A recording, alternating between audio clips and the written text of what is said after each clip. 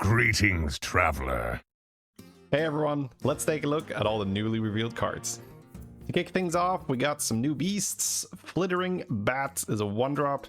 It's a 1/3 with Rally Summon a 1/1 beast, so I don't really love that because, you know, most of the time, half of your fights you're starting second, and if your opponent has 3 damage, you're just going to trade into the bat and kill it. So depending on how many 3 damage minions are in the 1-drop pool, not so great. Now, if there's not a lot of them, then this can get traded into, then still attack, still deal damage, still summon a 1/1. So yeah, just take a good look at what's in and what's out, which 1-drops you'll be fighting.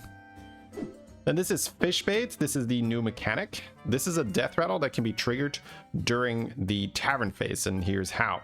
You have cards such as Lurking Lionfish, which has an activate mechanic. For those of you who have not seen the big video that we released yesterday yet, make sure to check that out. We'll drop a link or a thingy on screen. Click editor.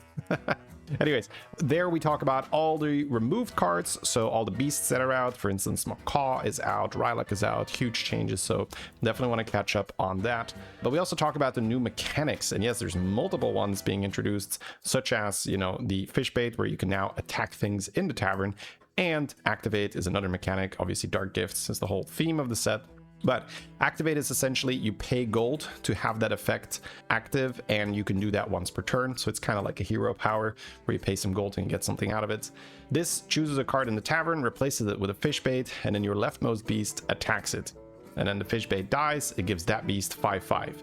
Now that in and of itself doesn't sound too great. It's like, oh, you know, I'm only getting 5/5. Sure, maybe I have like Titus or something and there's more death rattle. Although I'm not even sure if Titus applies because this thing is in the tavern, so it's not technically your death rattle. So anyway, the main mechanic is to be able to get more attacks off, because we're going to see that beasts have rally effects and then payoffs for rally effects. So that's really the big thing, where we want to get additional attacks off to be able to get those rally procs, or, you know, even extra death rattle procs. But getting ahead of myself, we're going to talk about that in just a second. Snarky Shark is just another way to summon a fish bait. So when you sell this, you refresh a tavern and then your beast attacks. So decent to cycle once you have some payoff for it. Wolf Pup is a 3-drop rally effect, which is just kind of bonkers. I remember seeing this on a different 3-drop, and it was ages ago, but it was so toxic. Because if you roll this on tier 3, you give your entire board +4/+2? Like, that is crazy good combat payoff. Like, if this doesn't instantly die, your whole board is +4/+2. That's so toxic for a 3-drop. So yeah, I'm not too happy with that. Now, I do see why they have it. It's a rally effect, which you can then trigger during the tavern phase to do perma buffs, which is also kind of stupid this early on if you can trigger Wolf Pup, because then it's 4/2 permanently. But it's mainly if you get this on, you know, turn 4, turn 5, pretty disgusting. It's basically just going to auto win you the round. So yeah, probably expecting a bit of a nerf here, maybe some stats on the Wolf Pup itself, maybe +3/+2, or yeah, I don't know. We'll see. Death Strider is a big payoff mechanic, which we talked about just now. It's a new 6-drop beast. After a friendly rally minion attacks, trigger your leftmost death rattle. So you can just put anything there that is useful. Goldrun has been reworked to also work during the tavern phase.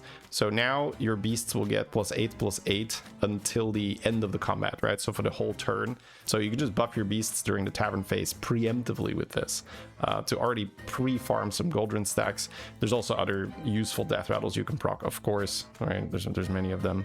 But you do have to keep in mind, Macaw has been removed. So again, I'm going to repeat that. It's a big rally effect. It would have been really broken with a lot of the death rattle stuff. So yeah, Macaw is out. But yeah, curious to see what the optimal death rattle is going to be with this. We do have Tasty Lobster coming in as well. Let me skip ahead to that. So this could be the new composition with Beast. This is a 1/1 that has Death Rattle, give 2 friendly beasts +1/+1, but improve your future Tasty Lobsters. So it's going to go 1 and then 2, and then obviously if it's golden, it's going to jump by 2. So if you've triggered this like 10 times, then you're getting 20/20 on 2 beasts, but you can also have Titus, so now you're getting 40/40, and that's just every time you attack with a rally minion. And you can force that a lot with fish baits. So this is probably going to be the strategy to go for in the new season, where it's about getting your Tasty Lobster stacks farmed up and then getting a payoff there with lots of rally minions attacking. Speaking of good rally minions, Headhunter Griffin is the replacement for Tiger Shark. Tiger Shark, super nice, but this thing is better. Now, Tiger Shark had the ability to generate a Rylak, and then obviously that's better, but no more Rylak. So this is very good to triple into early. If you go to tier 4 early, you love putting a mechanic like this on your board where it just generates more stuff. You know, we're thinking of Seafloor Recruiter, very, very similar thing. Early 4-drop that generates minions, very nice. Ravaging Scorpion is another tier 6 payoff that says whenever a friendly minion attacks, your beetles have +3/+3 this game. So, or sorry, not whenever, after a friendly minion attacks. So yeah, that's going to scale quite quickly early on, because this isn't just like whenever it takes damage, or this is just like whenever a friendly minion attacks. So you can trigger that during the tavern phase with lots of fish bait procs, and then just stacks and stacks and stacks and stacks. And you know, this then has the payoff of summoning a beetle. Now, that's still not going to be insane for the late game, I think, because when you look at what Fellhorn plus Rylak did, you had multipliers with Titus, with Bran, and that's how you get like thousands of stats with your beetles. With this thing, if we get like 10 attacks, we get +3/+3. If it's golden, we get 60/60. Sorry, 30/30 or 60/60. 60/60 per combat isn't enough, right? That's not enough. And then this thing needs to be alive the whole time. Sure, you can trigger it during the during the recruitment phase, during the shopping phase as well, but it's going to be very tough to compete with that Rylak, Fellhorn, Shimmermoth, and then Bran Titus as your multipliers. Also, you had Macaw to trigger that, so very, very tough to compete with that kind of scaling. Hoarding Hyena has a rally effect to summon a tasty lobster. Now, this seems a little tricky as a 5-drop. Like, it's hard to judge how good that is, but I can see some cool use for this where you have a Hoarding Hyena on your board and you have a free board slot, and then you use fish bait to attack during the tavern phase, and now all of a sudden you summon a tasty lobster. You summon a tasty lobster. Eloquently put. During the recruitment phase, which means you get to keep it, right? It's not something that was temporarily generated during the combat. You are just generating tasty lobster, which helps you get triples early, which helps you farm up those death rattles early, and then you get the payoff with this guy, Death Strider. You trigger the tasty lobster during the tavern phase. So yeah, we'll have to see exactly how much time you have, because this is obviously a little bit of a slower thing to set up. We'll also have to see how does that perform during the combat. I guess if you've already farmed up your tasty lobsters quite a bit, the tasty lobster can actually keep the hyena alive, and then the hyena attacks again, and then you get another lobster, and then you do another and another and another and another. There's just lobsters everywhere. Okay, well, I'm looking forward to trying this on the playtest and seeing how it feels. Cage Gnawer, whenever a friendly beast attacks, give your beasts +2/+1. So yeah, just like a pretty standard mid-game payoff to that fish bait proc. But yeah, if you get this early as a triple during the combat even, that's not so bad, right? You're getting +2/+1 on everything. So it could be a really toxic triple if you have a board of beasts. It's kind of like Stegodon, but you're also getting health. So yeah, I can see that being good early to stabilize. Then we got a Beast Pirate, a Treasure Parrot. It's a 3-drop 5/5. Once this deals 40 damage, get a Golden Touch. Man, I love it when they make these cards that are a little bit out there. It's pretty fun. We're just like, yeah, let's just do that. What could go wrong? Now, 5 damage at a time is not a lot, but you can buff it with fish bait, and now it's a 10/10 that gets to 40 a lot faster. You can just buff it generally. You can use the fish bait to deal damage to the shop, which also should count. So let's say this is a 10/10 and you get a fish bait. Now you're dealing 10 damage during the tavern phase. So I would not be surprised if there are ways to really cheese this thing to just get way more golden touches than you're supposed to, and then do some unethical stuff with early triples or early good golden cards. So yeah, looking forward to messing around with this for sure. Then we've arrived at the pirates. Well, I guess a nice little transition, right? Beast Pirate. Bilgewater Breakout. We've already covered this yesterday, but it's a 2-drop. You get a lockbox if you already have one. Opens 1 turn sooner. For those of you who do not remember, This is the reward. So it's unplayable, it's in your hand. It's going to be there for 5 turns, but every time you get another lockbox, instead of actually getting the lockbox, you make this one unlock 1 turn earlier. So there are absolutely ways of getting like a lockbox unlocked in 1 turn if you have enough generation for it. There's trinkets that help with that. There's other minions that help with that. So yeah, it just seems like a very fun pirate mechanic. It's basically just Eudora hero power, but you can do multiple digs per turn. So that's a good way to think about it. So random golden minions, pirates look very, very fun with that. Clever Castaway, activate 2 to discover a tavern spell. Okay, that seems fun. Also very good on turn 3 where you have 5 gold. You now get to use this and have a nice 5 gold turn as opposed to having to, you know, sell a unit to buy 2 of them. Discovering a tavern spell on tier 2, that could be oil. Or Chef's Choice, Lasso, right? These are all pretty good. Next up, we have Private Investigator. So we already talked about this in a previous video, but a quick little recap. At a 5/6, it's really, really well statted for a 3-drop. And especially on turn 5, which is the 7 gold turn, if you're already on tier 3 and you can buy this plus another card, and then use the remaining gold for the +2 next turn, which is essentially careful investment on demand, which is really nice to have. That gives you 2 extra gold for your trinket turn on turn 6, which is super, super useful. So yeah, I mean, this seems like a great pickup, especially if you're going to have that extra gold available on the same turn. Locked Up Mutineer, you get a lockbox on Death Rattle. If you already have one, it opens up 1 turn sooner. Again, this one seems really fun with Lich King. If you have this early, you can not only get the lockbox, but also kind of like turbo farm it, especially if you get like 2 of these, or your Terran, you can kill it off in extra time. These Death Rattle heroes are going to have a great time with this unit early. So it seems like a very, very fun pickup. Another lockbox card is Enterprising Escapee. After you spend 5 gold, you get a lockbox. If you already have one, it opens up 1 turn sooner. So this is for APM pirates. You can probably do multiple lockboxes per turn if you have a good setup. So if this is golden, and then you have like Rogers, and you got your privateer, you got Bran, you can go through a lot of goldens in 1 turn, which sounds like a lot of fun. I don't know exactly if you're going to be able to stay alive long enough, but we are going to see a payoff for the amount of goldens played. So I'm absolutely hoping that this is good, because it sounds like amazing to play. Because not only is it a strategy to gain stats, you also just get a bunch of triples, and you know, just randomly you might get a great golden unit. You're like, oh my god, this is great. Maritime Extortionist is one of the payoffs, although this is more a mid-game thing to pick up on tier 4. Has +8/+8 for each golden minion you've played this game. So if you've already opened the lockbox, if you've played a Laureate, then this has, you know, either 16/16 or 24/24, which is decent. That's a really good stat boost around, you know, that turn 6, 8 gold roughly where you'd pick it up. So sounds, yeah, like nice little tempo, but not really viable, I would say, for like full end game. Silent Deliverer Battlecry, get a random golden minion from tier 4. It doesn't give a triple reward. Wow, with Bran, 0 downsides to cycling this. You get 2 random golden tier 4s, of which, you know, one of them might be useful, one of them might be like a Battlecry effect, where you're even making more money or any kind of economy. But it also, again, ups that gold count. So very similar to the Arceus, I think. There was like the 6-drop. Battlecry give you a 5-drop, so with Bran, 2 5-drops. Feels very similar to that. You just pick it up, cycle it, see what you get. But especially if you are playing pirates, it really boosts the payoff. So this is the payoff, where after you discover a card, give your other pirates +1/+1, improved by golden minions who played this game.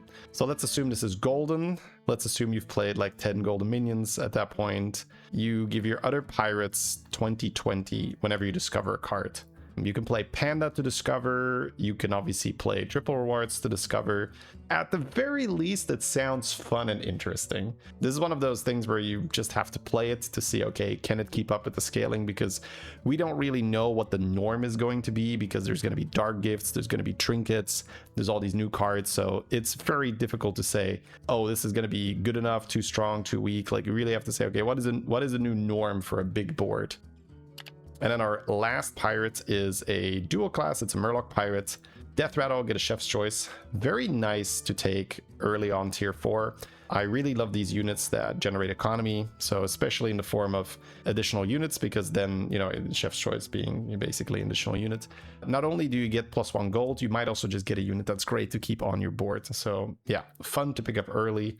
Harder to get like a Reborn or something on, again, kind of just like Lich King or Terran, but very nice if you get it on those heroes early to farm more. If this video has been useful to you so far, please consider subscribing. The team and I, we put a ton of time and effort to make these videos to what they are. So if you could take 2 seconds and hit subscribe, that would be highly appreciated. Back to the video. We've got Quilboar, Sly Infiltrator. It's a 3-drop. It's a 4/5. Decent-ish stat line, not like crazy, but decent. Choose one, you get 2 free refreshes. So that's the reroll anomaly type card or 3 blood gems. Early on, very, very likely going with the refreshes. Just helps you flesh out your board quite a bit better than the gems. But maybe you have a lot of buffs on your gems already. Maybe you have some kind of payoff for gems, so can absolutely be used for gems as well. Bramble Tunneler, 4-drop. It's a 3/6 rally, get a random choose one card. Man, they're really adding a lot of these 4-drops that generate value, so it's almost like it's a little bit more equal, where a lot of the types have it now, where we saw the cookie card that generates a Chef's Choice. We've seen 2 or 3 others already, so very, very cool, because I mean, they're very fun to get, and the more you have of them, the more people will get them, the more types have, you know, access to them. So yeah, I love these value generators. Very, very fun. So probably going to be a meta where being on tier 4 on turn 5 is going to be a good idea, so that on turn 6 when you get your trinket, you might get to buy one of these as well. So yeah, especially in lobbies where all of these generators are in, sounds like a good idea. Snare Trapper. Get a random Quilboar or increase your max gold by 1. Actually just oil on a stick. I love it. Of course we take the oil. The Quilboar is just a Quilboar, but the oil is forever.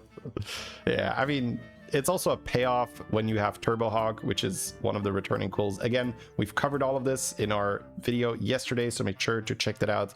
So Turbo Hog is a payoff for playing choose ones, and you know, what better choose one to do than to get some oil on the side.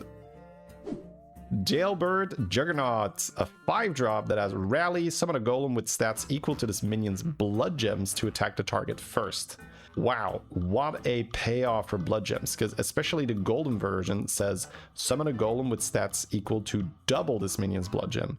That is an insane minion to buff, like holy crap. So if you put all your blood gems on this, not only do you just double your blood gems because it summons a golem with double the blood gems, it also attacks first, so it gets rid of like Leroy and Spore and all that, and then it can just survive and attack again and summon another one. So this is a way to double, triple, quadruple your stats, right? It's like all these multipliers are just wonderful. So very, very likely a big strategy in the new meta is going to be to generate gems and then gem transfer them to the Jailbird Juggernaut and try really hard to make it golden. That just sounds like it's going to be a big problem to deal with. Because again, you'd have a big unit, you'd expect that the counter is Scam, but then when this thing attacks into Scam, it doesn't die because the golem attacks first. Sounds good, right? So it's almost like you can only kill it if you attack it with Scam, which heavily reduces the probability it's going to die, especially if you have taunts as well. I could be wrong, but this sounds pretty strong. Veteran Brigand. It's a 6-drop, but that's not really designed to keep on your board. It's like a cycle card. Choose one. This plays 3 blood gems on all your minions, or cast Blood Gem Barrage 3 times.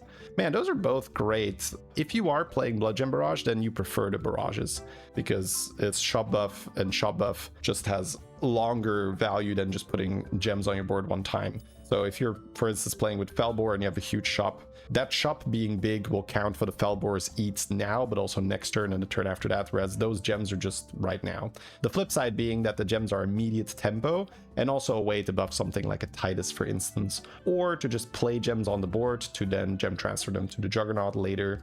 All these options, because this does need gems. It's not like you can Mutinous on top of this. You need to gem transfer, but you can also gem transfer away from the shop. So for that same token, you can still go for the Blood Gem Barrage here, and then use the gem transfer to concentrate the stats in the shop, put it on the board, and then slurp it to the Juggernaut later. Vigilant Bristlemane is a 5-drop. Whenever you cast a spell on this, it plays a blood gem on adjacent minions. So that's another way to pump the Juggernaut. You just put the Juggernaut next to this guy, and then you cast a bunch of spells on this, and it plays the blood gem on the adjacent minions. Especially if this is golden, right? You're getting 2 gems per spell. So when we're comboing that with Belinda, we are casting a bunch of spells on this. So that's probably a comp, right? Belinda plus Bristlemane plus Juggernaut. Cast a bunch of spells on the Bristlemane. Bristlemane puts it on the Juggernaut. Juggernaut is great unit to buff. And then lastly, we've got some new demons as well. First up, we got the Soul Keeping Jailer. It's activate 2. Your demons each consume a random minion in the tavern to gain its stats. So again, we talked about this yesterday, but yeah, I don't mind repeating all the new demons, of course. This seems pretty good value for the activate effect because there is a spell that eats 3 minions from the shop, whereas if you have at least 3 demons on your board, you're getting that effect for half the cost, only 2. Plus there is the flexibility of you can cast it whenever you like, you can just do it next turn, you don't have to commit to buying the spell right now, you can just roll past it. So it seems pretty good in comparison if you have a big tavern, of course. Now, the general idea with demons is still to try to get more money first. So if you don't need this tempo, you would prefer to just, you know, get your brand, get your tier 6 demon that generates fodders whenever you sell something, because if you have more money, you'll be able to generate more fodders and you'll eat more stuff anyway. But especially in that early late game / mid game, this effect can save you a lot of health if you have a big shop but nothing to eat it yet. Deft Deserter is a new 5-drop. For activate 1, it gives all minions in the tavern +8/+8 and taunt, Divine Shield, or Wind Fury. So not all at once, but one of them. Now, the reason why this is great is there is another effect. Here we go. Choose a friendly demon. It consumes 2 random tavern minions to gain your stats and bonus keywords. So we combine that with the Deft Deserter, meaning that it's quite easy to isolate a minion with Divine Shield in the shop. And this is basically going to be a way to get Divine Shield demons, which sounds pretty scary because that's one of the demons' weakness. They get huge stats, but they're vulnerable to scam, they're vulnerable to venom. If you give them shield, then that vulnerability largely disappears. So yeah. Also, random Wind Fury demons. That can be a problem for beast boards or undead boards that are pretty vulnerable to getting bad combat. So it really seems like one of those units you put on the board, get some value from it, and then sell it later. Probably don't want to keep the Deft Deserter on the board for too long. Also, it says +8/+8 in the tavern, but not the tavern this game, so the buff will not be permanent. It's just 8/8 to your current tavern. Otherwise, this would be kind of stupid. It's like, all minions forever have +8/+8, and they all have Taunt, Divine Shield, and Wind Fury. Trapped Clapper is a 3-drop. It's a death rattle. You add a fodder to your next 3 refreshes. So again, we can compare this with the 2-drop Battle Cry we have right now, where we play it and then we add a fodder to our next 3 refreshes. It's a 2/2. It's a 3-drop. Now, you do get the effect repeatedly, which is nice. So again, maybe a Lich King that puts multiple fodders in. This is again going to depend. Do I have a way to buff the shop? Is my shop already buffed or not? If it's not buffed, I don't really love it. If it is, then yeah, I mean, that's a nice little tempo boost. Illusionist. Classic Blizzard. Death Rattle, get 2 copies of Methodical Madness. So yeah, that's the madness here. So we got ourselves a combo here. The Imp Illusionist together with the Deft Deserter. This puts the keywords in shop. This numbs the keywords. And then you get to shield your board, hopefully. So yeah, pretty useful for that. Also, Belinda, I guess this would consume 4 minions. So technically another combo that you could do to eat the shop a bit more, because you could have this like golden with a Titus and then you get 8 copies of Methodical Madness. That's already a way to just get big, right? That's maybe a way to play demons if you don't have fodder generation. You can just use the Implusionist together with Titus. And then let's say you get 8 of those, that's 16 units you're eating. But if you have the Belinda, that's what, 32? Interesting, to say the least. Then we've got Eridar Escapist as a new 6-drop. After your hero takes 4 damage, get a random tavern spell that gives stats. This one I don't get yet, so definitely in the comments, feel free to let me know what you guys are thinking about this, because self-damage largely will still just be Percussionist and Weaver. I don't see that many ways to deal damage, maybe some Trinket. And then it's a tavern spell that gives stats, so it will not really be economy. We're talking stuff like Shiny Ring, or maybe if you're lucky, a shop buff. I don't know. The card right now doesn't make sense to me yet, but they made it. And it's only a 5/5 and it's a 6-drop, so it's probably not. I'm probably missing something here. So again, feel free, fill me in chat. What do you guys think? What is this for? And then our last demon does make a lot of sense to me. That is a 4-drop. Whenever you cast a spell on this, give minions in the tavern +2/+2 this game.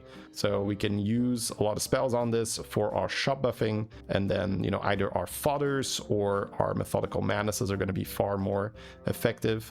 This should work with Belinda as well, where you're now double casting on this. So that should accelerate it. Should be a lot of fun. Yeah, especially as a 4-drop, it's not going to be that hard to golden this with eyes. So yeah, looking forward to trying this type of composition.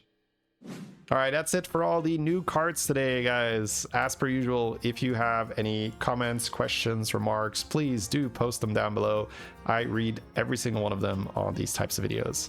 I'll see you guys tomorrow for the final reveal. Take care.